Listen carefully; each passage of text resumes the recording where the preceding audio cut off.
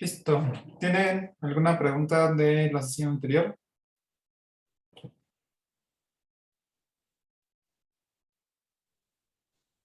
No, profe. ¿No? ¿Todo bien? Ok. Muy bien. La sesión pasada estábamos hablando de la regulación de los ciclos circadianos, cómo se modificaban con respecto a la respuesta.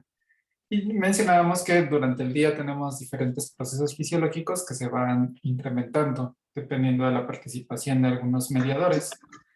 Entonces, eso permitía que ciertos cambios o cierto tipo de respuesta se viera afectada en ciertos lapsos del día.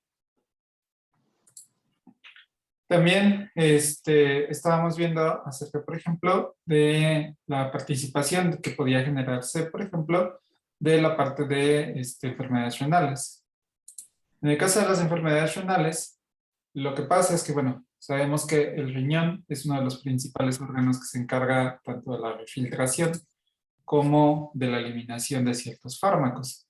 Entonces, una de las principales, digamos, características o desventajas que sufre este órgano es que todos los fármacos que estén directamente o que vayan dentro del organismo tienen que pasar en algún momento por el riñón. Entonces, en ocasiones, por ejemplo, en ciertas regiones del riñón, pues la cantidad de fármaco que se acumula en estos tejidos, pues es muy grande. Porque, tal vez si recuerden sus clases de fisiología, si recuerdan la parte de la nefrona, en algunas regiones, lo que se observa es que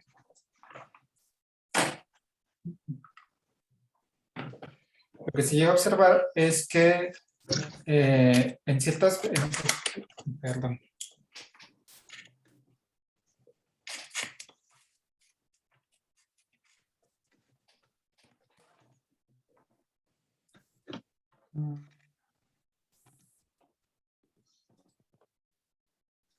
perdón. Lo que ocurre dentro del riñón es que en parte de la nefrona tenemos una región donde se empieza a observar cierto punto de reabsorción de agua. Entonces la cantidad de agua que queda en el interior de este tejido disminuye bastante. Como ustedes saben, si disminuimos la cantidad de volumen que se está generando en un compartimento, lo que va a ocurrir es que se incremente la concentración. Entonces, ¿qué es lo que pasa? Que en estas regiones del cerebro de la nefrona, en la parte descendente de Henle, lo que ocurre es que estas concentraciones llegan inclusive al orden de molaridad. Entonces, si el organismo casi siempre se acostumbra a trabajar con concentraciones milimolares, micromolares o nanomolares, tener ya una concentración molar pues puede ser bastante agresivo. Entonces, esa es una de las principales problemáticas que tiene el riñón. Entonces, ¿qué es lo que va a pasar? Número uno, podemos tener efectos que alteran la modificación de excreción de los fármacos. Es decir, si tenemos o generamos una lesión directamente en el riñón, lo que va a pasar es que ya no va a poder reabsorberse de manera efectiva, entonces todos los componentes van a ser excretados vía orina. Entonces, ¿qué va a pasar? Que el tiempo de vida medio de estos fármacos se va a disminuir y por lo tanto vamos a modificar estos procesos de excreción. También va a ocurrir que si tenemos medicamentos que tengan procesamiento, que tengan efectos a nivel de filtración glomerular, pues vamos a intensificar la toxicidad en este órgano. Entonces, vamos a aumentar todo este proceso de daño a este tejido. Y también, si alteramos la modificación, el funcionamiento del riñón, vamos a tener una disminución de unión a proteínas, porque estas proteínas eventualmente se van a estar excretando por orina, lo que va a causar que no tengamos esta cantidad de proteínas para unirse dentro del plasma. ¿Qué es exactamente lo que ocurre? A ver, déjenme ver si responde esto.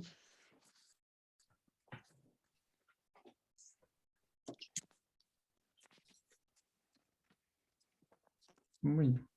Ok. Dentro de, bueno, vamos a intentar hacerlo sin dibujitos. Dentro del torrente sanguíneo, sabemos que tenemos albúmina. Esta albúmina, habíamos mencionado en clases anteriores, en algún momento les mencioné, que es la que sirve como si fuera una esponja para la absorción de diferentes componentes. Entonces, la albúmina se llega a excretar vía renal. cuando tenemos una lesión que permite, que favorece la salida de esta proteína. Y entonces, ¿qué va a pasar? Que si el porcentaje, tenemos un porcentaje elevado de albúmina dentro del torrente sanguíneo, al favorecer esta excreción, lo que se va a observar es que tenemos menos lugar donde se puede unir este fármaco. ¿Qué va a pasar? Que este fármaco que se encuentra libre va a empezar a reaccionar directamente con algunos receptores o con algunas proteínas dentro del organismo. Tal vez en esta tarea que hicieron, tal vez revisaron si entraron a alguno de estos libros que habla sobre metabolismo de los fármacos o los efectos secundarios adversos. Habrán leído, se habrán percatado que dice 95% de este fármaco se une a proteínas plasmáticas.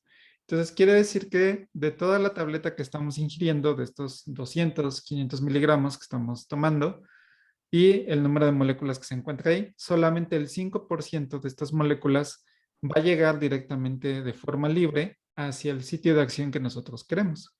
Entonces, todo ese 95% pues va a estar acumulado o va a estar, digamos, capturado en estas proteínas de albúmina.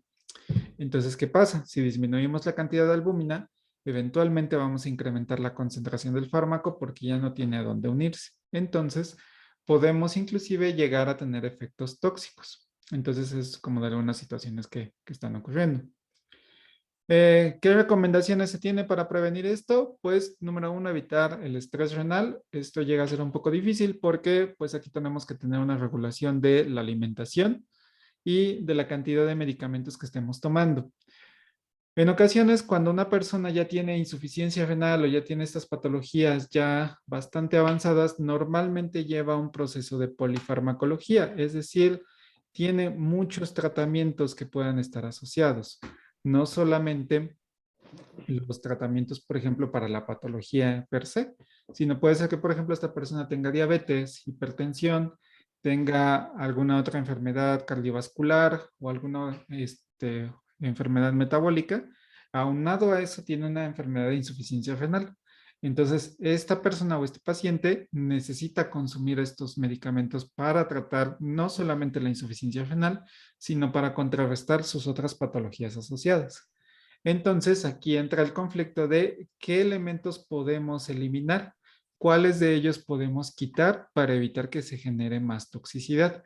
Si nos vamos a encargar de dar tratamientos un poco más suaves para evitar tanto estrés renal, pero vamos a empeorar la condición fisiológica de esta persona, o nos vamos a enfocar a remediar o reparar un poco el funcionamiento del riñón, pero vamos a sacrificar tal vez un poco la enfermedad cardiovascular, cuidándolo de que no se nos vaya a complicar más esta patología. Entonces ahí es donde se tiene que hacer un balance. Y esto va unado tanto con vigilar tanto la dosis como la frecuencia de administración. Es decir, nuevamente tenemos que ver si podemos espaciar, se tiene que hacer la reprogramación de la dosificación, o podemos disminuir la dosis, como les mencionaba, o espaciarla. Es decir, tal vez en lugar de darle fármacos de 6 horas, darle un fármaco cada 24 horas. Entonces, eso podría tal vez a darle tiempo para ejercer los mecanismos de reparación del riñón y que no esté estresado tanto tiempo. Y sobre todo, estar evaluando, monitoreando cómo está el funcionamiento renal, es decir, a través del monitoreo de biomarcadores.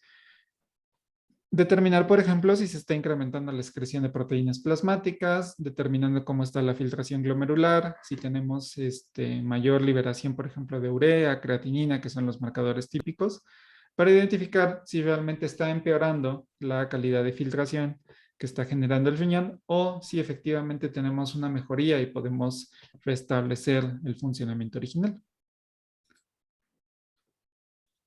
Entonces, por ejemplo, ¿sí? ¿Me puede poner en la diapositiva 26, por favor? Sí. Gracias, profe. Sí, esta es la que hemos estado refiriendo para todos los elementos. Entonces, en esta tabla vemos, por ejemplo, cómo se encuentra, por ejemplo, los diferentes fármacos. Sobre todo los principales fármacos que se van a ver afectados por excreción renal van a ser antibióticos. Entonces, vemos, por ejemplo, aquí tenemos amikacina, tenemos gentamicina, imipinem, oxoflaxino, También tenemos algunos otros fármacos, como por ejemplo para control cardiovascular, como digoxina, captopril, que se utiliza también para aumentar la frecuencia, la fuerza de contracción, el enalapril también. Entonces, ¿qué es lo que vemos? Vemos cuánto es el tiempo de semivida, es decir, en cuánto tiempo se va a excretar si tenemos, por ejemplo, una función renal normal. Aquí lo que vemos, por ejemplo, con la micacina es que se metaboliza con una buena filtración glomerular, se puede metabolizar en 2 horas y media a 3 horas. Si tenemos insuficiencia renal, se amplifica hasta 10 veces más. Entonces, quiere decir que, pues eventualmente, si tenemos un problema de insuficiencia renal, no se va a poder, aquí es el caso contrario, aquí lo que va a pasar es que se va a reabsorber más, no se va a metabolizar de manera adecuada y entonces vamos a tener mayor concentración de este fármaco. ¿Qué va a pasar? Si una persona, por ejemplo, no sabe que tiene insuficiencia renal y continúa con su esquema de dosis, digamos que tenemos aquí nuestro curso, tenemos, digamos, al día 1, día 2, vamos a hacerlo aquí. Uy, no está funcionando. Ok, entonces aquí tenemos nuestros administración de 10 miligramos, ¿no? Entonces, de estos vemos que normalmente se excretaba solamente, bueno, o sea, teníamos un tiempo de vida de 2 horas. Entonces, ¿qué es lo que va a pasar? Se administran estos 10 miligramos y se esperaba que más o menos para la siguiente dosis, para estas 2 horas, ya tendríamos una concentración de 0, porque ya se habría eliminado. Lo que va a pasar es que en este tiempo vamos a tener nuestros 10 miligramos intactos con insuficiencia renal. ¿Y qué va a pasar? Viene la siguiente dosificación. Entonces aumentamos aquí otros 10 miligramos de nuestra segunda tableta. Ahora, ¿qué va a pasar? Que dentro del organismo ya tenemos 20 miligramos. Entonces, si seguimos con este esquema y vemos que hasta 30 horas, si tenemos una tercera dosificación, pues vamos a tener ahora los 20 miligramos más la nueva administración. Entonces ya vamos a tener 30 miligramos en concentraciones plasmáticas. Entonces, eso no ayuda mucho porque eventualmente todos los efectos tóxicos que pudiera tener estos antibióticos pues se van a ver incrementados y se van a potencializar. Entonces, aquí, bueno, en esta tabla podemos ver que existen comportamientos similares para otros fármacos. Podemos, tal vez, el caso de la amicacina es uno de los más agresivos porque sí se incrementa 10 veces. Pero, por ejemplo, en el caso del Ipinem, pues sí tenemos un incremento de 4 veces más el tiempo de eliminación. No es tanto como 10 veces más, pero sigue siendo importante. Entonces, esos son los cuidados que se tienen que tener cuando una persona presenta insuficiencia renal. ¿Cuáles son algunos ejemplos de fármacos? Se ve disminuida, es decir, vamos a incrementar la concentración por esta menor absorción de las proteínas. Pues de igual forma, tenemos una gran variedad de tratamientos que pueden ir desde antibióticos, como todos estos. Tenemos, por ejemplo, fenitoína, que se utiliza, por ejemplo, para tratamiento para algunos dolores musculares y también se utiliza para tratamiento como agente relajante. Tenemos, por ejemplo, valproato, que también se utiliza para personas con esquizofrenia o se puede utilizar para personas que tienen trastorno maníaco depresivo. Tenemos también teofilina, que se utiliza también en combinación para personas que tienen asma. Entonces tenemos una variedad importante de fármacos o por lo menos diferentes medicamentos que se están utilizando para diferentes patologías.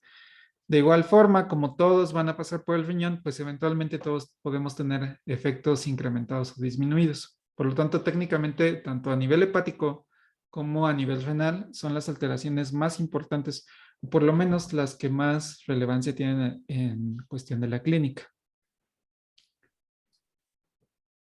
Para el caso de enfermedades cardiovasculares, ¿qué es lo que va a pasar? Pues tenemos una disminución de la depuración y el volumen de distribución. Esto tiene que ver principalmente porque el corazón no... recordemos que el corazón se encarga de distribuir sangre a todo el organismo. Cada latido lo que hace es que se aprieta este órgano, se expulsa toda esta cantidad de sangre y llega a los diferentes tejidos. Entonces, si no tenemos una buena distribución sanguínea, lo que va a pasar es que la sangre no va a llegar de manera óptima a todos los órganos y a todo el organismo. Entonces, supongamos que, imagínense cuando tienen un globo y lo llenan con agua. Si ustedes lo aprietan muy fuerte, la cantidad de agua que va a salir de este globo, pues va a llegar a alturas bastante importantes. Si ustedes lo aprietan muy poquito, pues muy posiblemente ni siquiera llegue a elevarse un chorro. Casi prácticamente todo se derrame en sus manos. Ese mismo efecto se observa con el corazón. Personas que tienen disminución de la fuerza de contracción, es decir, personas que tienen un corazón un poco débil, lo que va a pasar es que la cantidad de sangre que llega no va a ser la adecuada, sobre todo para las partes extremas, bueno, las partes más distantes del organismo, como pueden ser la parte de las manos y de los pies, que son donde cuesta más trabajo llegar, bueno, hacer llegar la sangre. Entonces, ¿qué es lo que va a pasar? Que en estos tejidos vamos a tener menos cantidad de sangre y por lo tanto vamos a tener un poco más de acumulación de estos fármacos. Entonces, ¿qué es lo que pasa? Que no tenemos una distribución adecuada, no llegan los fármacos a ese tipo de tejidos. Se disminuye la depuración nuevamente porque la sangre no está llegando de manera correcta. Imaginen la sangre como si fuera todo el sistema de desagüe que tiene nuestro organismo. Es decir, necesitamos que esta sangre vaya colectando toda la cantidad de residuos y toda la cantidad de nutrientes que tenga que entregar. Por un lado, se encarga como todo este sistema de entrega de suministros para todo el organismo. Y por otro lado viene la parte de la sangre venosa, que se encarga de recolectar todos los desechos para hacer su eliminación y procesamiento. Entonces, lo que va a pasar es que si alguno de estos dos elementos falla, ya sea la entrega o la recolección, pues vamos a tener problemas, sobre todo, por ejemplo, aquí en el caso de la depuración. No podemos deshacernos de forma óptima de todos estos desechos. Entonces, ¿qué también va a pasar? Pues vamos a disminuir tanto la absorción y la excreción de algunos fármacos, dependiendo de qué tipo de sangre estemos actuando. Si es sangre arterial, se disminuye el volumen de distribución y la absorción. Si es sangre venosa, pues vamos a disminuir la depuración y la excreción de estos fármacos. ¿Qué recomendaciones tenemos para no caer en este sentido? Pues evitar el estrés cardiovascular, cuidar la dosis y la frecuencia de administración de igual forma y evitar alteraciones en la presión arterial, velocidad y fuerza de contracción, es decir, todos los fármacos que puedan estar teniendo un efecto importante sobre el corazón, ya sea algunos antihipertensivos, ya sea fármacos que controlen arritmias o fármacos que controlen la presión arterial. Oiga, profe, cuando se refirió a estrés renal, se refería entonces a una medicación constante, ¿verdad? Sí, Y sí, sería lo mismo para el estrés cardiovascular, sí, evitar normalmente van test. ligados. Van ligados. O sea, el hecho, por ejemplo, de evitar, si hemos visto en todos los tejidos, vemos que decimos evitar estrés cardiovascular, estrés renal, estrés hepático, estrés endocrino. Quiere decir que dependiendo de la cantidad de fármaco que esté entrando, va a tener contacto con estos órganos. Eventualmente, si son órganos de metabolismo, se va a incrementar la cantidad de medicamentos o fármacos que estén en contacto. Puede ser, por ejemplo, que para la parte de pulmón o de enfermedades respiratorias sean muy pocos los fármacos que realmente lleguen hacia estos tejidos, pero fármacos que tengan distribución a nivel sanguíneo, pues el corazón va a estar ahí presente. Fármacos que tengan excreción por vías urinarias, el riñón va a estar presente. Y fármacos que sean metabolizados de manera hepática, pues ahí va a estar el hígado. Entonces, eventualmente todos van a tener daños en todos los órganos, pero hay unos que son un poco más susceptibles por la frecuencia donde se tiene esta exposición a estos fármacos. Ah, ok. Gracias, profe. ¿Sí? Enfermedades hepáticas, de igual forma, lo que mencionaba, evitar estrés hepático. Aquí el hígado pues llega a ser prácticamente le denominamos como el laboratorio de desintoxicación de todo el organismo. Entonces, el hígado se encarga prácticamente de recibir todos los tipos de genobióticos, es decir, todos los elementos de alimentos, medicamentos, contaminantes, fármacos que estemos por exposición. Todo esto va a estar directamente, va a generar un proceso de eliminación y de biotransformación a nivel hepático. Entonces, el hígado, pues es de los primeros órganos que se va a ver afectado. ¿Qué es lo que vamos a tener de alteraciones principales?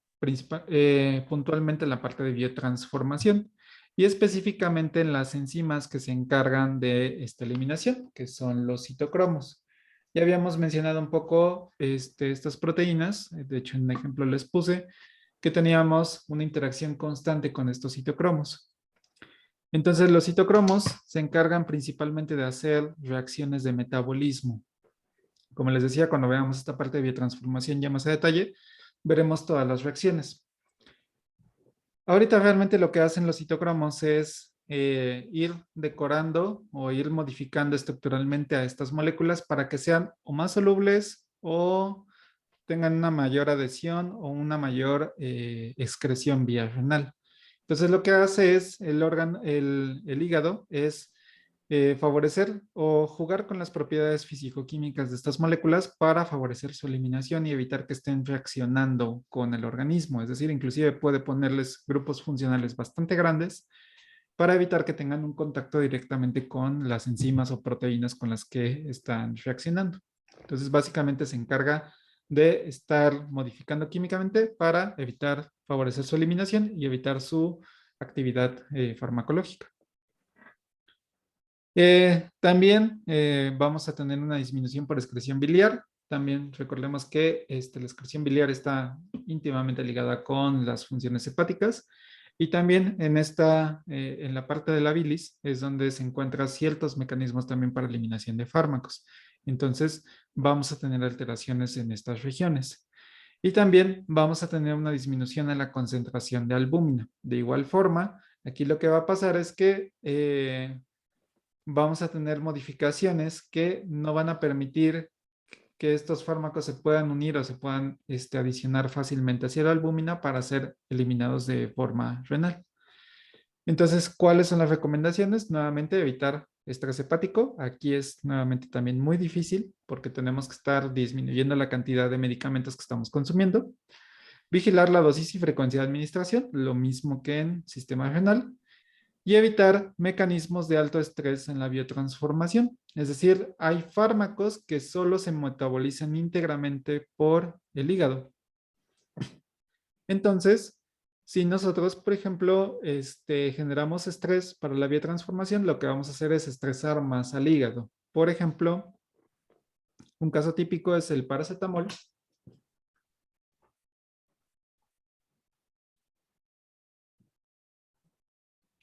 El paracetamol tiene importante actividad hepatotóxica.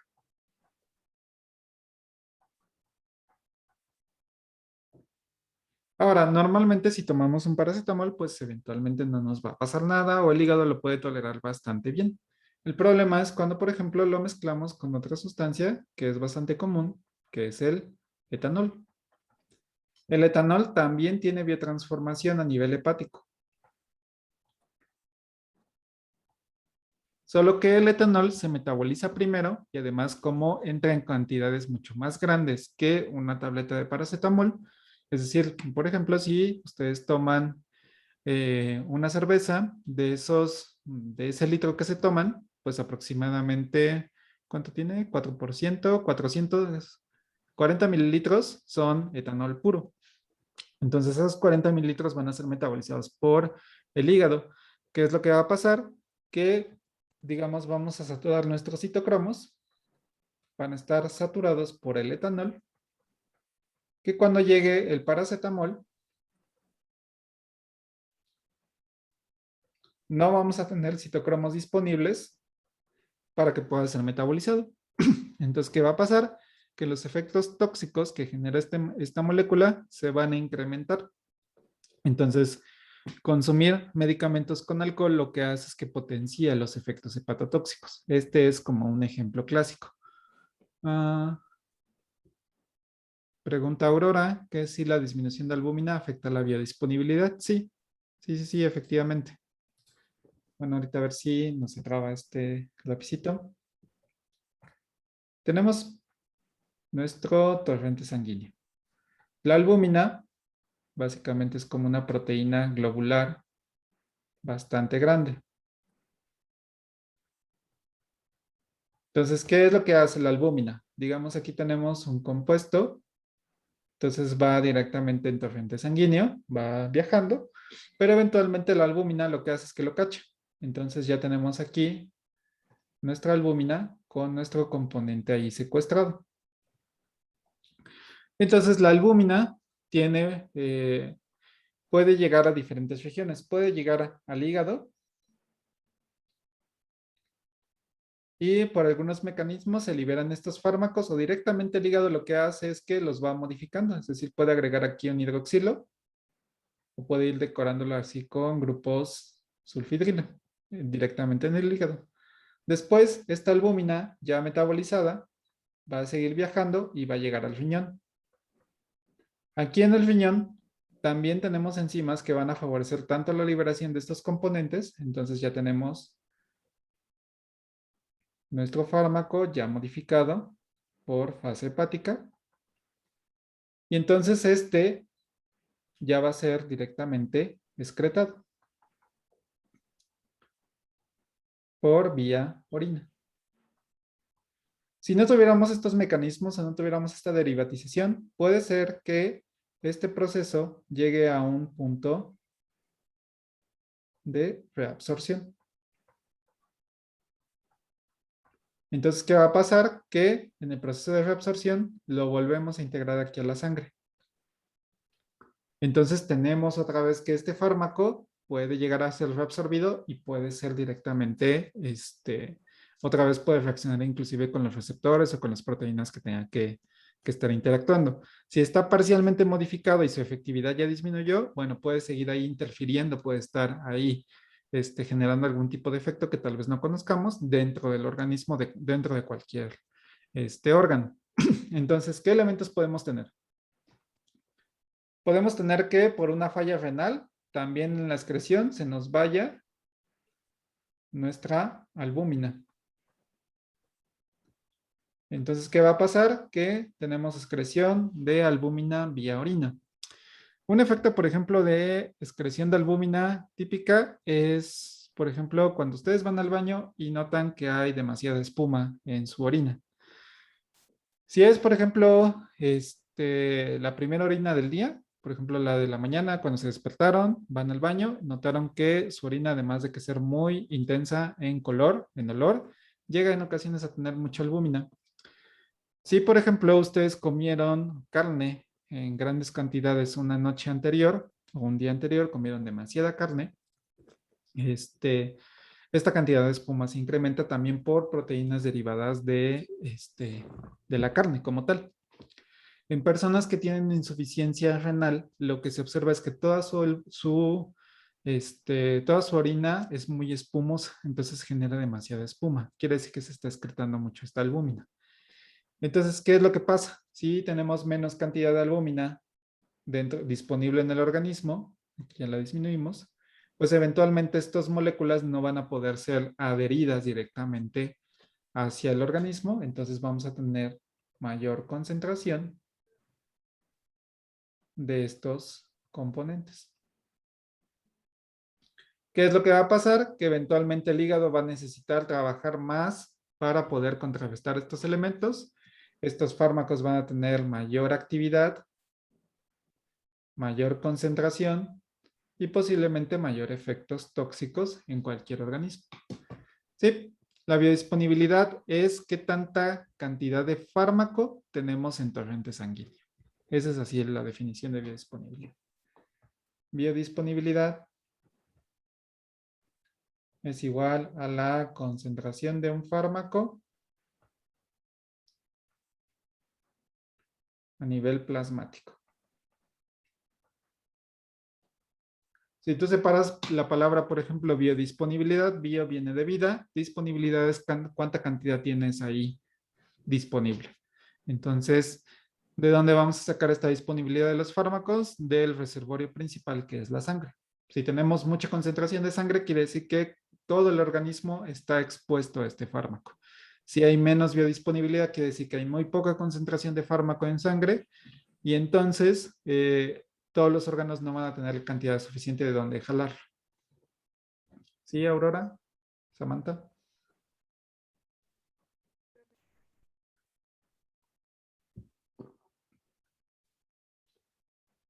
Ok, Aurora, ¿sí? ¿Todo bien?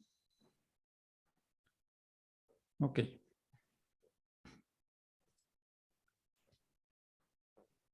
Entonces, por ejemplo, algunas recomendaciones para la insuficiencia hepática.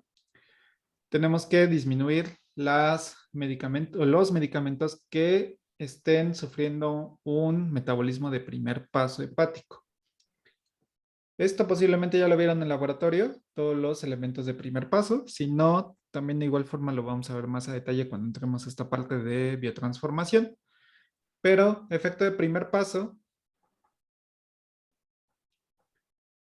quiere decir que tiene paso a nivel del hígado. ¿Cómo normalmente se genera este efecto de primer paso? Cuando tenemos una administración directamente, cuando tenemos una absorción por parte de vía entérica. Es decir, si tomamos un jarabe, una tableta o algo que vaya por vía oral, normalmente tienen efectos de primer paso. Las administraciones que se hacen directamente vía intravenosa tienen muy poquito, casi nulo efecto de primer paso. Entonces, por ejemplo, una inyección, si les dan una inyección vía intravenosa o vía intramuscular, casi no va a tener efecto de primer paso. Entonces, no vamos a tener daños a nivel hepático. Entonces, mientras más tabletas tomamos, más efecto de primer paso se va a estar generando. ¿Qué es lo que se puede hacer? Pues primeramente ir cuidando mucho la dosis, es decir, tal vez disminuir la cantidad de dosis o intentar dosis progresivas, buscar alternativas de fármacos que no sean tan hepatotóxicos. Pues también se pueden utilizar medicamentos con baja absorción a nivel de albúmina o cuidar también la alimentación para disminuir la cantidad de proteínas que están en sangre y esto afecte también el metabolismo hepático. Eh, también se puede utilizar, se puede mejorar, bueno, se puede cuidar mucho las alternativas, evaluar, por ejemplo, si tiene patologías asociadas como insuficiencia renal, determinar, por ejemplo, cuál van a ser la dosis máxima de fármacos, la cantidad de fármacos y la diversidad, es decir, inclusive el médico puede inclusive suspender un tratamiento o, por así decirlo, sacrificar alguna patología. Por ejemplo, si una persona tiene fiebre, tiene dolor y tiene, por ejemplo, diabetes, si tenemos este caso y además tiene una cirrosis hepática importante, podemos decir, bueno, pues podemos dejarle el dolor porque los analgésicos son muy hepatotóxicos, entonces podemos dejarle que pues se aguante un poco el dolor. Vamos a intentar cuidarle sobre todo la insulina para que no se nos vaya a generar esta cantidad de glucosa en sangre demasiado exacerbada y pueda generar un problema metabólico importante. Y también vamos a cuidar su alimentación para que también la parte de la diabetes no se complique. Entonces, esto da tiempo a que el hígado se vaya recuperando, entonces se puede hacer la evaluación de la función hepática para ver cómo se está comportando estas enzimas de biotransformación. Y una vez que ya se llegó a un nivel más o menos óptimo de biotransformación normal, se puede reincorporar este tratamiento de manera paulatina. Es básicamente todo lo que se está mencionando ahí directamente en esa tabla. Es como estar cuidando cuál es la cantidad de fármacos, la cantidad y el número de dosis que se está efectuando.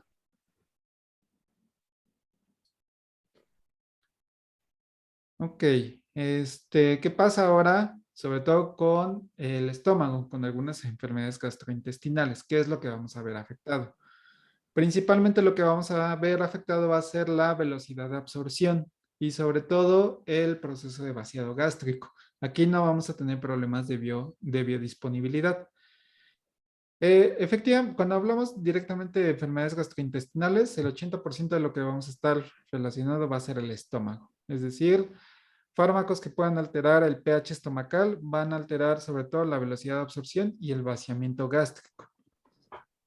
El proceso de vaciado gástrico en el estómago ocurre de la siguiente manera. Se empieza a liberar el ácido clorhídrico dentro del estómago. Empezamos a acidificar el medio. Cuando el medio está lo suficientemente ácido, lo que hace el organismo es empezar a liberar enzimas para degradar tanto carbohidratos, proteínas y ciertos elementos que puedan interferir o algunas bacterias que pudieran estar generando algún tipo de infección. Cuando ya todo este bolo alimenticio ya se procesó, eventualmente se libera una compuerta, que es uno de los esfínteres que conecta el estómago con el intestino. Se libera esta compuerta y se vacía todo ese contenido hacia el intestino. El intestino, pues es prácticamente este órgano tan largo, este ducto muy largo, que la función principal del intestino es favorecer la absorción de todos los elementos que están ahí presentes. Nutrientes, metabolitos secundarios, fármacos, todos los elementos que están contenidos en el bolo alimenticio van a ser reabsorbidos y distribuidos a torrente sanguíneo. Entonces, ¿qué es lo que va a pasar? Si tenemos una patología, por ejemplo, como gastritis, donde tenemos una sobreliberación de ácido gástrico, aquí lo que pasa es que el vaciamiento se incrementa. Es decir, llegamos a un pH ácido más rápido, que no da tiempo a las enzimas de metabolizar o neutralizar lo necesario, y automáticamente se abre la compuerta y se vacía el contenido del intestino. Si tenemos un problema a nivel intestinal, es decir, que tengamos alguna colitis nerviosa, que tengamos alguna úlcera dentro del intestino o algún problema, por ejemplo, de estreñimiento, ¿qué vamos a hacer? Vamos a alterar el peristaltismo. ¿Y qué va a pasar si alteramos el peristaltismo? Vamos a alterar la capacidad de absorción de estos elementos. Entonces, básicamente es como la función principal. Entonces, ¿qué es lo que vamos a ver? Por ejemplo, aquí tenemos en esta tablita, vemos que tenemos variables farmacocinéticas, vamos a tener un incremento en la absorción por el vaciamiento gástrico y la motilidad intestinal, ¿no? Entonces son como algunos elementos. De igual manera, también está relacionado la cantidad de hormonas que estemos liberando. Las hormonas van a generar aquí una disminución de la concentración de albúmina. Sobre todo va a ser aquí vamos a disminuir la producción de albúmina. No va a ser tanto como el proceso metabólico, como en el caso hepático o renal, sino aquí las patologías endocrinas hacen que tengamos una menor cantidad de albúmina disponible. Que vamos a también observar vía acumulación en tejido graso y disminución de una glicoproteína ácida. ¿Qué efectos vamos a tener? Bueno, como sabemos, el sistema endocrino es bastante grande y es bastante complejo. Tenemos hormonas de crecimiento, hormonas de desarrollo, hormonas metabólicas, hormonas que se encargan de la regulación de otras hormonas. Entonces, todo el nivel endocrino es bastante complejo. De manera general, lo que se puede observar si tenemos alteraciones, sobre todo, por ejemplo, en la hipófisis, es alteraciones en la absorción, en el funcionamiento hepático, funcionamiento renal y sobre todo unión a proteínas. Y esto tiene que ver porque pues la hipófisis o la tiroides, como antes se conocía, regula directamente hormonas que están involucrando las funciones de los diferentes órganos. Por ejemplo, los adenocorticoides, todos los que se encuentran ahí encima de los riñones, pues regulan el funcionamiento de la función renal del organismo.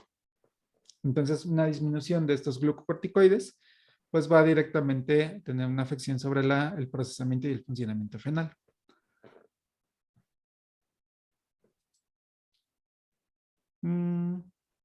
¿Qué más falta? Ok. Ahí esto está repetida. Ok. Finalmente, tenemos algunas alteraciones farmacodinámicas, es decir, algunas patologías que puedan afectar la cantidad de receptores disponibles en el organismo. Dentro de las principales enfermedades que alteran estas respuestas pueden ser el cáncer, enfermedades endocrinas, es decir, enfermedades que incrementen la liberación de estas hormonas, el síndrome de abstinencia, es decir, alteraciones directamente en el cerebro, puede afectar la cantidad de receptores o de respuesta que se genere a un cierto elemento. Por ejemplo, el cáncer lo que hace es incrementar la cantidad de células disponibles en un órgano. Entonces, si en una célula tenemos ciertos receptores,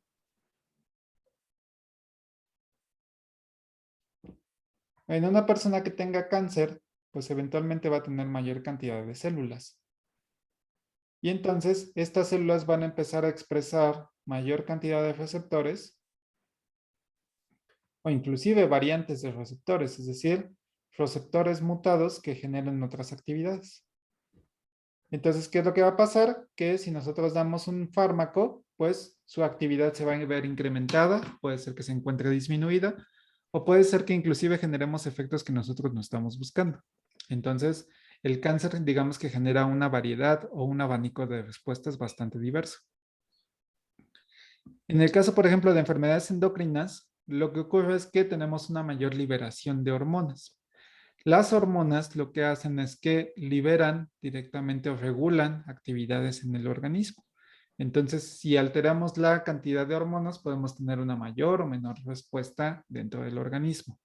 Y esto puede afectar, pues, una variedad, es decir, alteración de una sola hormona puede tener efectos en diferentes órganos. No solamente es específico para uno, sino podemos tener efectos a nivel cardiovascular, a nivel respiratorio, a nivel óseo, a nivel metabólico en general. Y el síndrome de abstinencia, tiene efectos sobre todo en sistema nervioso central. Y esto se ve principalmente en personas que consumen ciertos fármacos que modifican la respuesta neuronal. Sobre todo, por ejemplo, sustancias de abuso. Las sustancias de abuso lo que generan es alteraciones bioquímicas dentro del cerebro que van regulando la cantidad de receptores que están presentes. Entonces, si una persona desacostumbra el funcionamiento del cerebro, pues entonces vamos a tener una respuesta alterada de cómo se está comportando este órgano. Este efecto de síndrome de abstinencia lo van a ver más a detalle en Pharma 2, entonces no me voy a meter tanto en este punto. Si les llegara a interesar, puedo indagar un poco más en esto, pero de manera general lo que ocurre con las drogas es que modificamos la velocidad de respuesta que tiene el cerebro y entonces cuando suprimimos el consumo de esta molécula o de esta sustancia de abuso, lo que se va a observar es que tengamos un desajuste en la cantidad de neurotransmisores que estaba acostumbrado a trabajar el cerebro.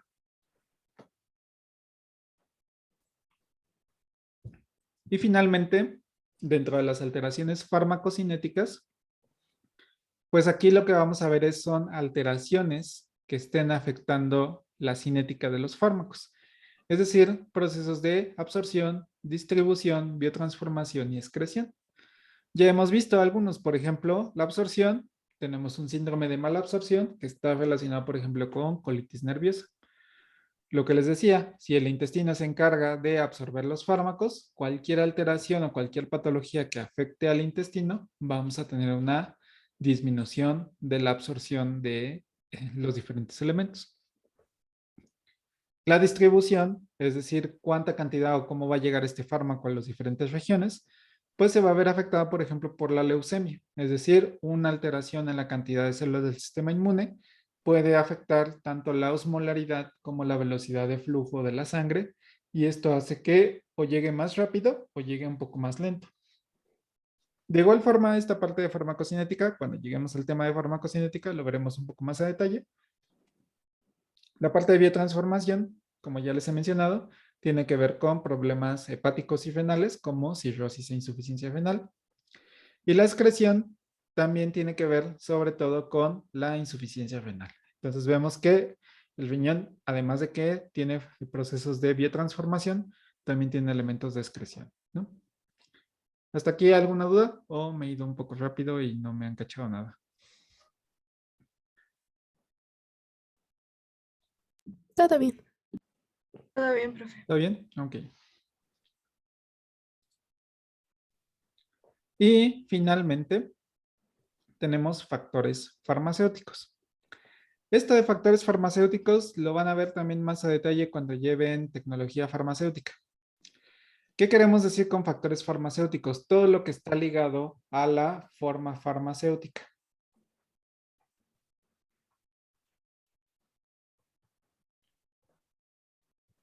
Y entonces, ¿qué es lo que vamos a ver aquí?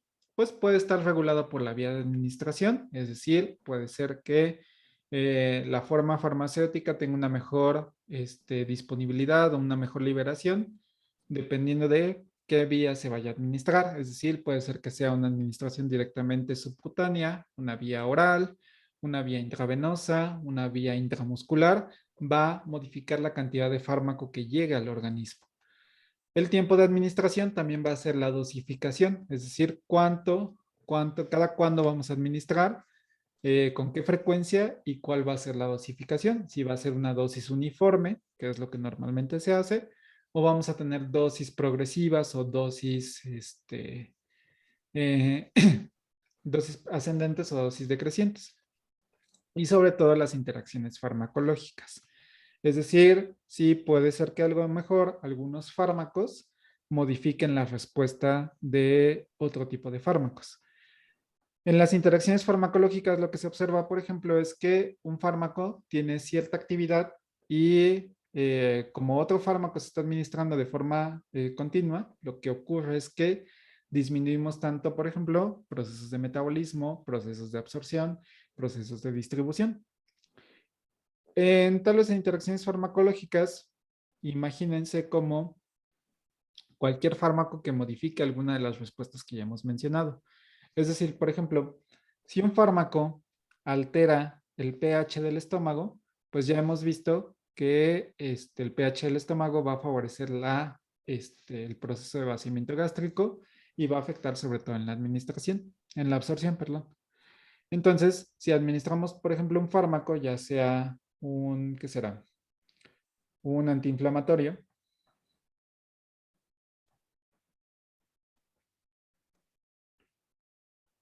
y lo mezclan, por ejemplo, con un Pepto-Bismol. El Pepto-Bismol lo que va a hacer va a incrementar el pH. Entonces, el vaciado va a disminuir. ¿Qué es lo que va a pasar? Que la absorción se va a retardar para el efecto del antiinflamatorio, porque el Pepto-Bismol está modificando los procesos fisiológicos del estómago. Si, por ejemplo, tenemos un fármaco que altera el metabolismo hepático, como por ejemplo el paracetamol, que altera los citocromos, ¿qué es lo que va a pasar? Que si necesitamos, por ejemplo, que un fármaco sea metabolizado para que genere su efecto de acción, como el hígado ya está lesionado, como el hígado está alterado, pues vamos a tener una disminución de la velocidad de efecto de este tipo de fármacos. Entonces, esta parte de interacciones lo van a ver un poco más adelante, ya creo que en biofarmacia lo ven más a detalle. Ahí ven, por ejemplo, todos los tipos de interacciones. Pueden ser que sean benéficas o puede ser que sean contraproducentes. ¿Ok? Y entonces, con este punto terminamos la unidad 2. Y entonces vamos a iniciar la parte de la unidad 3, que entra la parte de farmacometría, es decir, toda la parte de cuantificación de fármacos, que llega a ser un poco de las unidades un poco más difíciles que tienen dentro del curso. Entonces, esta parte de igual, si les queda, por ejemplo, alguna duda o no les queda bastante claro tanto los procedimientos matemáticos como alguno de los conceptos, háganmelo saber porque sí es como bastante importante y les ayuda sobre todo para sus diferentes carreras o, por ejemplo, si van a hacer algún estudio, ya sea de tesis o de algún proyecto que estén haciendo, pues normalmente están haciendo la evaluación de resultados y la cuantificación de ciertos elementos de respuesta. Y esta parte es donde, digamos que la van a extrañar cuando ya estén haciendo su tesis. Ahorita tal vez les parezca aburrido, tedioso, pero más adelante se darán cuenta de la relevancia que tiene estos temas, ¿no? Entonces, de igual forma, los invito a que si no entienden algo, me lo digan y vamos a intentar cómo resolver sus dudas. Entonces, antes de entrar, digamos, a la parte matemática, vamos a puntualizar ciertos conceptos. Primeramente vamos a hablar acerca de las propiedades que puedan generar respuesta, específicamente ahorita la parte de estereoquímica. Para esto, pues ya hemos hablado un poco acerca de generalidades de fármacos, es decir, cómo actúan, qué interacciones se pueden tener, cómo podemos controlarlos, cómo ha sido el descubrimiento, pero no hemos entrado directamente al concepto de actividad, es decir, la respuesta que tengamos a estos fármacos. Lo que normalmente se hace durante el diseño de fármacos es buscar estas relaciones estructura-actividad, es decir, que sea lineal o que tengamos ciertos patrones que nos indiquen cómo esta disposición de átomos, cómo esta unión de enlaces y presencia de diferentes heteroátomos va a impactar directamente en la respuesta que yo estoy buscando.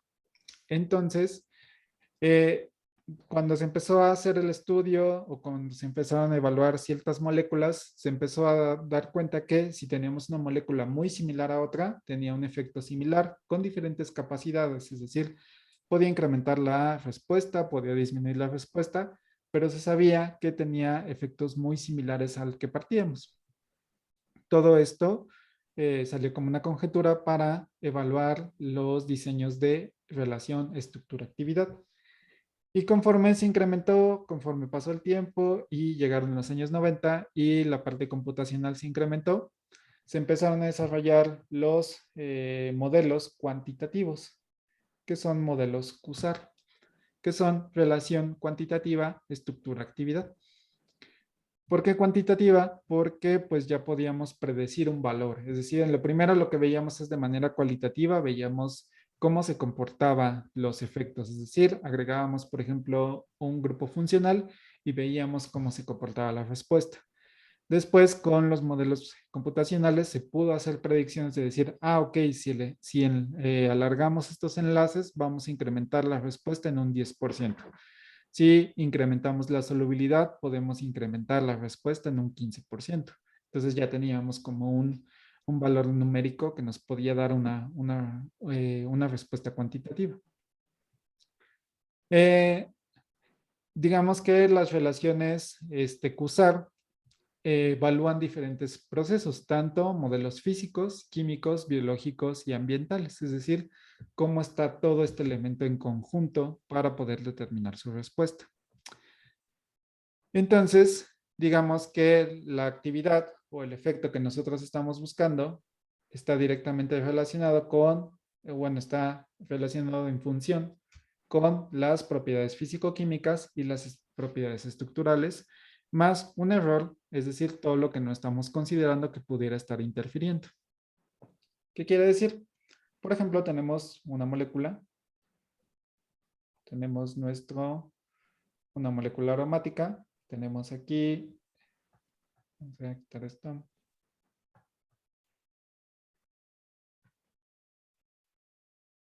Bueno, es un 5. Y aquí tenemos nuestro hidroxilo, ¿no? Entonces lo que se hace es que se evalúa, por ejemplo, cuánto es la distancia de estos enlaces, cuánto es la electronegatividad, cuánto es la proporción de solubilidad, de tamaño, interacciones como pH. Todas estas propiedades físico-químicas se suman, se realiza un cómputo, se evalúa, por ejemplo, cuánto interfiere el pH, si es una molécula ácida, una molécula básica, si es una molécula pequeña, de tamaño más grande, si es bastante soluble, cuál es la disposición, por ejemplo, cuántos enlaces dipolo-dipolo tenemos, cuántos enlaces electrostáticos, cuántos puentes de hidrógeno tenemos. Entonces todo eso se suma, se computariza y se hace una evaluación. Es decir, si este es nuestro receptor, si esta es la sustancia donde se va a unir, ¿cómo puede interferir todos estos elementos? Obviamente, en estos modelos pues llega a haber un error porque tal vez no estamos evaluando todos los elementos, el ángulo de enlace o la cantidad de polaridad o el pH tal vez no lo estamos haciendo de manera adecuada. Entonces, por eso siempre tenemos un error. porque también no estamos considerando tal vez variables que ni siquiera hemos descrito hasta el momento. Es decir, a lo mejor hay una variable o hay una fuerza o algunas propiedades cuánticas que no estamos considerando y eso eventualmente pues está generando nuestros errores o que no sea tan preciso los modelos computacionales. Entonces, para esto se utilizan predictores o también denominados descriptores. Los descriptores, para, digamos, una manera sencilla, son todas estas propiedades que se están considerando. Es decir, a lo mejor hay modelos que dicen, ¿sabes qué? A mí no me interesa tanto las interacciones electrostáticas. Y hay otro que dice, ¿sabes qué? A mí el pH no me interesa porque el pH siempre va a estar constante. Entonces, siempre vamos a trabajar a un pH de 7.4 en el organismo. Entonces, el pH realmente es inexistente en mi modelo. Entonces, ¿qué es lo que hace? Que me simplifica el cómputo, no metemos tantas variables y sobre todo me disminuye la incertidumbre de los resultados que estemos obteniendo. Entonces, diferentes modelos utilizan diferentes descriptores. Entonces, ¿cómo salió directamente todo este análisis QSAR? Primeramente, lo que se hizo es, antes de empezar a hacer las simulaciones, antes de empezar a hacer todas estas predicciones, tuvieron que tener un punto de referencia. Normalmente estos puntos de referencia son valores que ya se tenían de manera experimental, es decir, empezaron a recopilar experimentos que se hacían antes, se veía qué estructura utilizaron, qué receptor se evaluó y empezaron a hacer análisis, empezaron a buscar patrones para decir, ok, si este elemento tuvo mayor respuesta, tiene esta disposición de átomos, entonces sabemos que experimentalmente esta molécula con esta disposición me va a generar el máximo efecto esperado. Entonces, podemos partir de ahí para hacer modificaciones, podemos inclusive probarlas de manera experimental y corroborar si nuestro modelo es, digamos, bastante robusto como para poder hacer predicciones de manera correcta, inclusive si no se tiene esa información disponible. Entonces, primeramente se tomaron estas medidas experimentales. Después se empezó a hacer el criterio estructural con propiedades relacionadas con la estructura, lo que les había mencionado. Podemos evaluar, por ejemplo, la solubilidad, la cantidad de enlaces disponibles, la disposición de estos enlaces y sobre todo cómo está esta organización estructural y sobre todo también, por ejemplo, propiedades también ya de la orientación de los enlaces, de la longitud de los enlaces, de la fuerza de interacción, todo eso se empieza a hacer este análisis adecuado. Y finalmente, hacer el método de análisis estadístico correcto. Es decir, ¿cómo voy a procesar estos datos? ¿Va a ser por una regresión lineal? ¿Va a ser por un análisis de mínimos cuadrados? ¿Va a ser por un análisis de este componente principal? Vamos a utilizar una variable, dos variables, va a ser un análisis multivarianza. Entonces, todo esto también va complicando. ¿Por qué? Pues como hemos visto, si tenemos, por ejemplo, dos variables, pues es más fácil poder hacer una identificación pues lineal, ¿no? Es decir, tenemos la variable X, la variable Y lo que se espera es que estas sean directamente proporcionales, es decir, si incrementa una, automáticamente incrementa otra. Pero ¿qué pasa si tenemos un sistema de tres variables?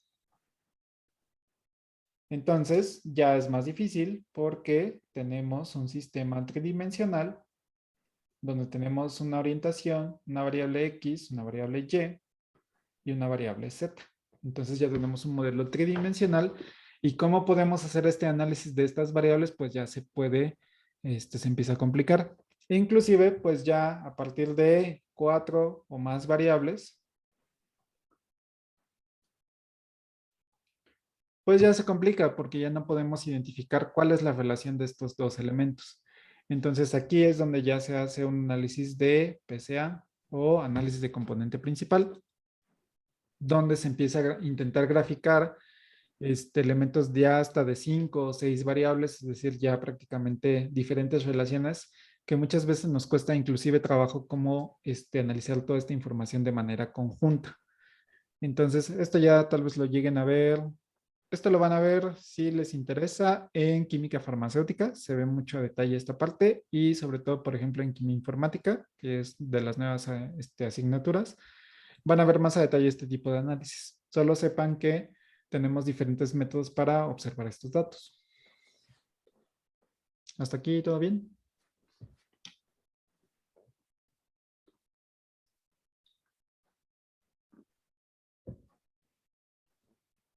¿Sí? Ok. Entonces, ¿qué tipos de descriptores se pueden tener o cuáles son los descriptores que se han descritos? Tenemos descriptores topológicos, que como su nombre lo indica, se refiere a la topología, que es directamente a la conectividad, ¿no? Cómo es la forma del receptor, cómo es la fórmula de la molécula y si puede encajar. Los análisis topológicos eran prácticamente los primeros que se hicieron, o bueno, más bien con estos análisis topológicos salió el modelo de llave cerradura de las enzimas. Sigue siendo utilizado, aunque obviamente antes se creía que solamente era una llave para una cerradura. Aunque no es tan correcto porque podemos saber que esta llave puede abrir varias cerraduras o esta cerradura puede tener varias llaves. Pero la parte topológica es, por ejemplo, cómo se encuentra, digamos, en un ambiente tridimensional, cómo podemos hacer la alineación. Por ejemplo, ahorita ustedes, imagínense que un receptor sea el asiento donde están ustedes, si es que están en una silla. Tienen, por ejemplo, la disposición de la silla es que tiene un respaldo, tiene el asiento y tiene el descansabrazos. Ustedes pueden unirse a ese receptor de diferentes formas, es decir, pueden sentarse en uno de los antebrazos, pueden sentarse, pueden acostar la silla e intentar, por ejemplo, solamente invertir la posición, tal vez no sea la más cómoda, pero se puede. Pueden quedarse de manera hincadas en el respaldo o pueden inclusive cambiar su posición, pueden tener los dos pies descansados. Entonces, todo eso es la parte de topología, cómo se puede acomodar tanto el receptor como el sustrato y cómo puede tener interacciones. Obviamente, pues si no es una posición ergonómica para ustedes, pues no va a ser, no van a aguantar mucho tiempo en esa posición y tal vez se cambien de posición para una que sea más estable. Eso es lo que normalmente hacen los elementos. Buscan la conformación más adecuada, la que sea más cómoda para ellos, que no requiera tanto esfuerzo para que pueda estar cómodo. Entonces, todo eso se basa en el análisis topológico. El análisis geométrico se enfoca principalmente en las coordenadas, es decir, cómo están estas interacciones en un plano tridimensional o en un plano, sí, en un plano tridimensional. Es decir, cómo están estos ángulos de enlace, cómo está la interacción, cómo es la disposición de los átomos para hacer las interacciones directamente con los sitios de respuesta. Entonces, aquí lo que se intenta es, por ejemplo, se utiliza una estructura fija y se hace el cálculo de las distancias, se hace el cálculo de los ángulos de enlace para identificar cómo está esta estructura de esta molécula. Los análisis termodinámicos se van a encargar sobre todo de esta parte que ya han visto de termodinámica, que es la velocidad de unión, la constante de afinidad, las energías cinéticas, es decir, toda la parte de dinámica y de cinética que está interactuando, es decir, con qué velocidad se va a unir, con qué velocidad se va a ir, cuál es la energía que necesita para poder integrarse, si necesita mucho esfuerzo, no mucho esfuerzo. Todo eso es la parte termodinámica. La parte electrónica se va directamente ya a la parte cuántica, es decir, cómo están las interacciones de enlace, cómo están los orbitales de excitación, cómo están la parte de HOMO y LUMO. Si necesitamos cuánta energía se necesita para la formación de un nuevo enlace, cuánta energía se requiere para llegar a un nivel de energía mucho menor o un nivel de energía superior. Toda la interactividad de conectividad y de reactividad pues tiene que ver con la parte electrónica. Y la parte constitucional se encarga principalmente de características generales de la molécula, tanto tamaño, masa molecular, número de elementos que están interactuando dentro de la molécula. Es decir, por ejemplo, si tenemos un oxígeno y tenemos aquí un hidrógeno y aquí tenemos un carbono, ¿cuál va a ser la energía o cuánto va a ser el dipolo que se genera esta molécula por la electrostática? Por ejemplo, si aquí agregamos un nitrógeno, si estas interacciones se van a ver, se van a ver afectadas, si esto va a generar una mayor o menor disposición, si va a generar un rechazo y esto va a hacer que la molécula se expanda. ¿Cuánto va a ser el peso molecular? A lo mejor es una molécula muy grande y ya no cabe directamente en el receptor. Entonces, todo ese proceso hace la parte constitucional. Entonces, ¿qué es lo que se hace con todo este análisis? Pues se pueden utilizar diferentes métodos de representación. Desde el más fácil, que es el docking, donde se hace una simulación del receptor y se utiliza la molécula para ver cómo está esta interacción, cómo va a ser este acomodo dentro de este receptor. Se pueden hacer modelos bidimensionales donde se hacen mecanismos de fingerprint. Sobre todo esto es para identificar o hacer análisis a mayor escala. No me voy a meter tanto en esto. Solamente sepan que es como graficar ciertas propiedades como si fuera un código de barras para que sea mucho más fácil identificar y hacer predicciones a través de este código de barras y buscar patrones. Se pueden hacer mediante análisis estructurales, pero de manera plana, sin considerar, por ejemplo, todas las interacciones tridimensionales, toda la orientación, etcétera. O podemos hacer análisis tridimensionales donde veamos toda la disposición la disposición, digamos, conformacional de esta molécula, o también las energías que están aportando cada uno de los elementos, ya sea a nivel solamente estructural, es decir, físicamente si cabe o no cabe una estructura, o ya a nivel matemático de cómo está interactuando todas estas energías de forma puntual.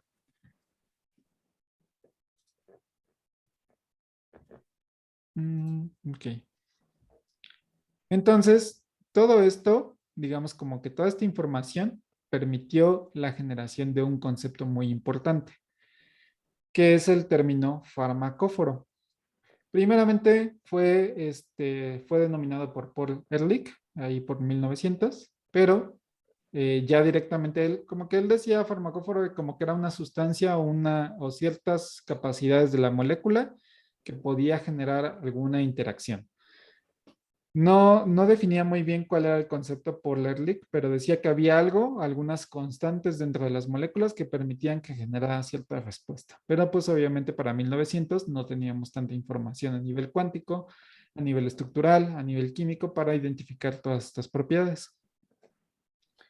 Ya por ahí de los años 70, Montiquier introdujo el concepto físico-químico de un farmacóforo. Entonces, ¿cómo se define esta parte? Un farmacóforo son el conjunto de características estéricas y electrónicas que son necesarias para asegurar las interacciones supramoleculares óptimas con la estructura de diana biológica específica para desencadenar o bloquear, donde sea su caso, una respuesta biológica.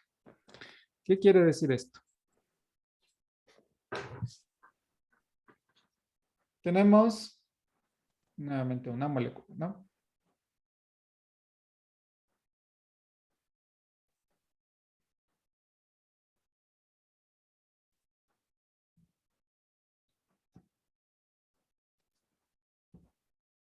Aquí.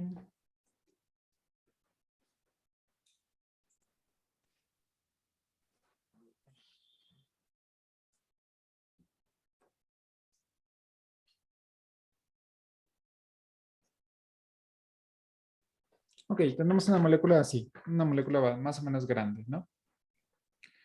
Entonces, la parte de farmacóforo es, ¿qué de toda esta estructura? ¿Cuál es la que le va a generar la capacidad terapéutica para una actividad en específico? Entonces, puede ser que sea solamente esta parte de aquí, el anillo de furano, sí, de furano, o puede ser que sea, por ejemplo, este anillo de nitrógeno, ¿no? Entonces, ¿cuál de estas dos regiones es la que le va a generar alguna actividad, digamos, funcional para cierto tipo de interacciones fisiológicas? ¿Qué es lo que se hizo durante los primeros estudios? Primeramente fue un ensayo de, pues, a prueba y error. Es decir, a lo mejor la siguiente molécula se probó, por ejemplo, vamos a quitarle a este grupo azufre y vamos a ver cómo se comporta. Y van viendo la actividad, es decir, digamos, de la molécula original tenemos un efecto del 80% sobre algún tipo de receptor, ¿no?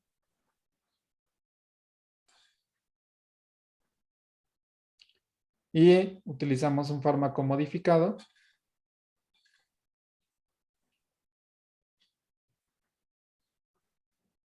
Y vieron, por ejemplo, quitamos el grupo azufre y esto baja a un 75%. Quitamos el azufre más el metilo y esto baja a un 60%. Y si quitamos, por ejemplo, el anillo de nitrógeno, y esto se mantiene a un 80%. ¿Qué quiere decir? Quiere decir que, por ejemplo, esta mitad de la molécula no está interaccionando directamente con el receptor. Entonces, quiere decir que esta disposición de estos elementos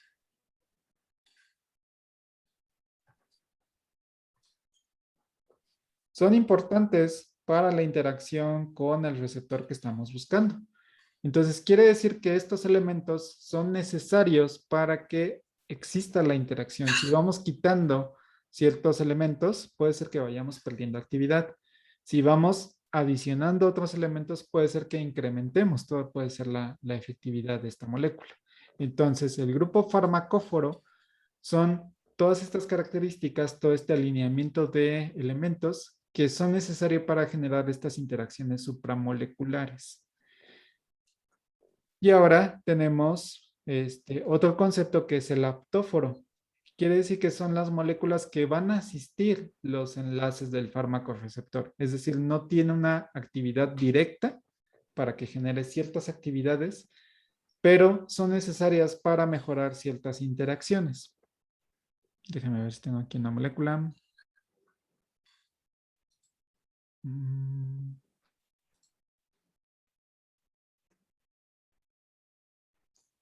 Ok. Por ejemplo, se ha visto una de las moléculas más famosas es la adrenalina.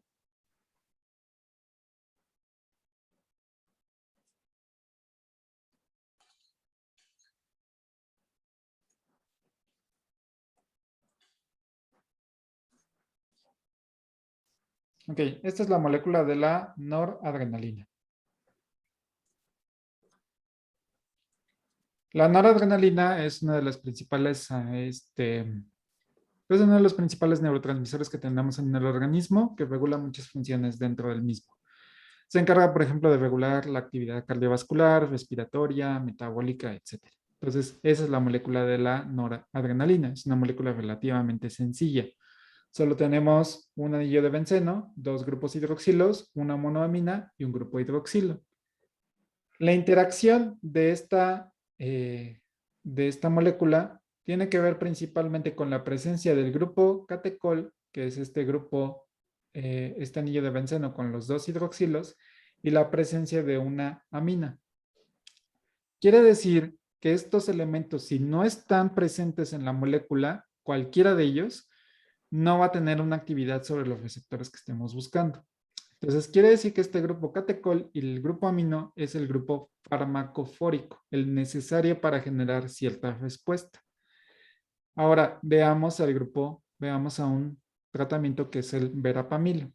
El verapamilo tiene elementos de respuesta similares. Tenemos aquí el grupo amino y tenemos, ya tal vez un poco modificados, el grupo catecol. Tenemos nuestro anillo aromático y nuestros dos hidroxilos que se encuentran metilados.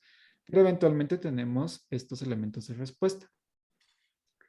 Entonces tenemos el farmacóforo, tenemos los elementos necesarios para la interacción. Pero ¿qué podemos ver? Vemos que además de eso tenemos toda esta molécula también bastante grande.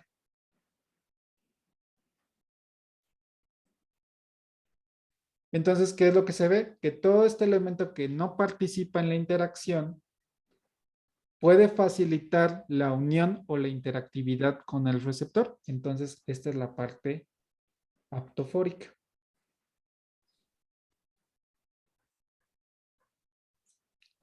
Es decir, no va a tener actividad per se para unirse al receptor, pero sí puede estabilizar o puede ayudar a que sea más cómoda la unión del sustrato con el receptor. ¿Sí queda claro este concepto?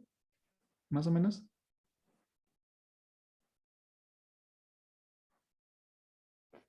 Sí, profe. ¿Sí? Ok.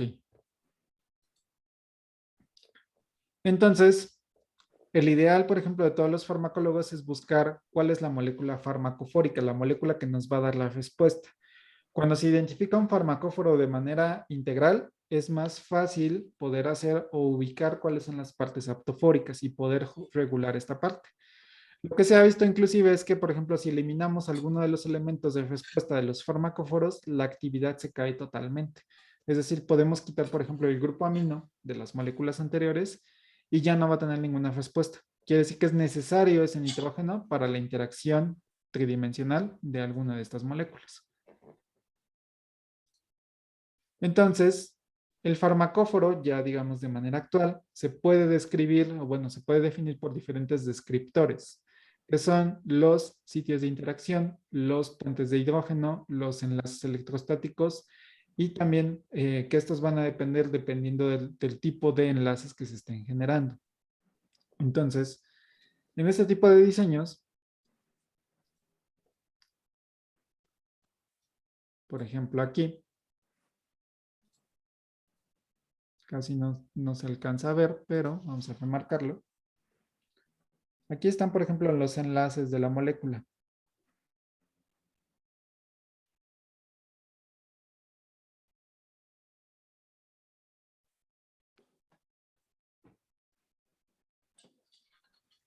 Y entonces, digamos, todo esto que está marcado con diferentes, toda la parte de los listones y toda la parte de estos elementos, son la conformación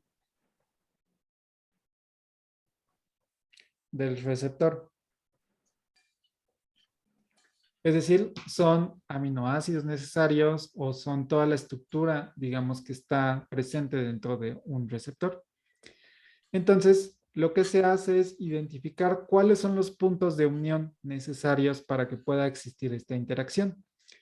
Regresando, por ejemplo, al ejemplo de ustedes que están sentados en una silla, ¿cuál es el elemento que genera el contacto para que esté haciendo la interacción del fármaco receptor? En su caso, por ejemplo, puede ser la parte de las lumbares y la parte de los muslos, la que está interactuando directamente con la silla. Esa es la parte farmacofórica. ¿Quién está apoyando, por ejemplo, a que tengan mayor o menor comodidad? Puede ser sus brazos, para que estén, digamos, descansando, los descansabrazos, o puede ser inclusive la parte del cuello, que los hace que se encuentren más estables. Pero el elemento que está haciendo que ustedes se encuentren sentados, pues es la parte del tronco y la parte de los muslos. Los pies están ayudando, pero no están interactuando directamente con el receptor. Puede ser que se sientan, digamos, como en posición de yoga, donde tienen las piernas cruzadas, pero eventualmente la interacción es la misma. Entonces, ya aplicándolo, trasladando eso a una interacción fármaco-receptor, lo que se busca es cuáles son de estos enlaces los que están interactuando directamente con el receptor y cuáles están ayudando a que se mejore la estabilidad. Entonces, se utilizan diferentes modelos. Se puede hacer el complejo ligando receptor.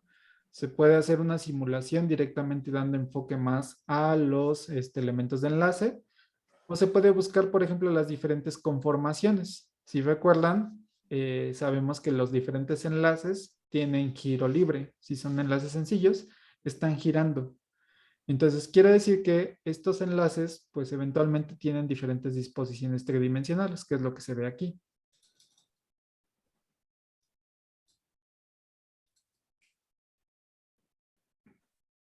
Aquí, por ejemplo, si recuerdan sus clases de orgánica, les dicen que los dobles enlaces son enlaces planos, es decir, que no tienen giro. Entonces, ¿qué es lo que se ve? Que, por ejemplo, estos enlaces que son de dos dobles enlaces, pues no van a tener algún tipo de giro. Mientras que este enlace sencillo que está aquí, pues sí tiene un giro. Y si es un anillo de 6 miembros, quiere decir que va a tener un giro libre en cada uno de estos elementos. Por lo tanto, las diferentes conformaciones o la conformación real se acerca más que nada a esta parte. Por ejemplo, veamos esta molécula de aquí. Tenemos un enlace libre, tanto aquí como aquí. Quiere decir que va a estar girando. Entonces, si tienen, por ejemplo, sus modelos, lo que van a observar es cómo está girando y cuáles son las diferentes conformaciones de estos receptores. Entonces, eso ayuda mucho a que sepan cómo está esta disposición tridimensional.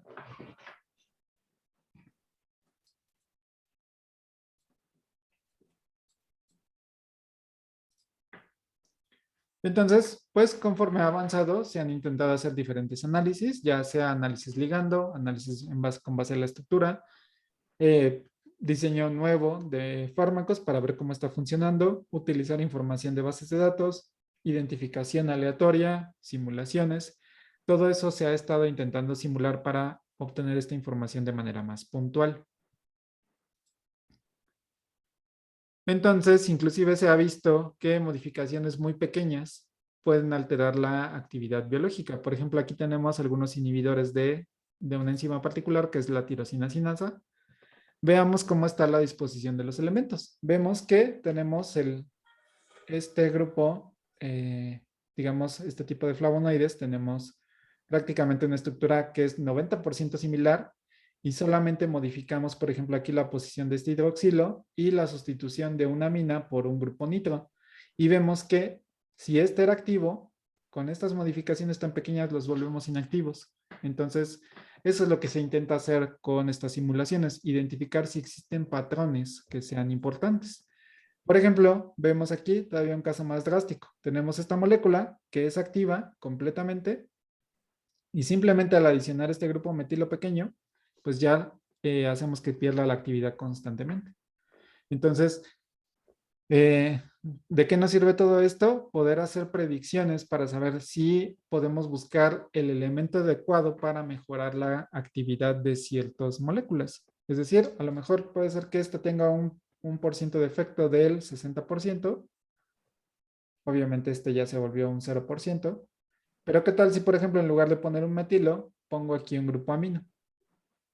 Esto a lo mejor me incrementa mi efecto a un 90%. Entonces, decimos, esta molécula pues tiene mucho mayor actividad, entonces podemos sintetizarla para sustituir el fármaco original. Entonces, todo esto es como la aplicación del diseño racional de fármacos, utilizando tanto las propiedades farmacofóricas y las diferentes interacciones. Entonces, ¿hasta aquí alguna pregunta?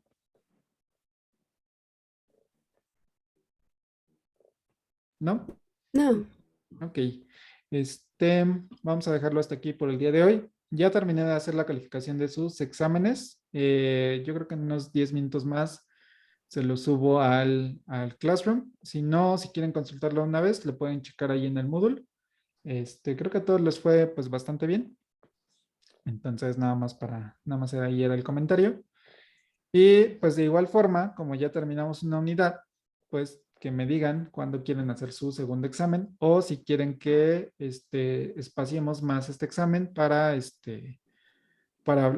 tocar algunos temas de farmacometría o si quieren que todo lo que hemos visto de diseño de fármacos y de interacciones lo juntemos en un solo examen o quieren que digamos, para que no se les cargue tanto la información o quieren espaciar más el examen por si tienen más actividades. Entonces, piensen eso y me lo dicen el miércoles. Si quieren que hasta lo que veamos, por ejemplo, ahorita, hasta ahí llegue el segundo examen de lo que no hemos visto, o quieren esperar o quieren avanzar con algunos temas para que no tengan tantos exámenes, ¿no? Entonces, piénsenlo y ahí me dicen. ¿Va que va? Sí, profe. Sí, profe. Sí, pues entonces tengan un excelente inicio de semana y nos vemos el miércoles.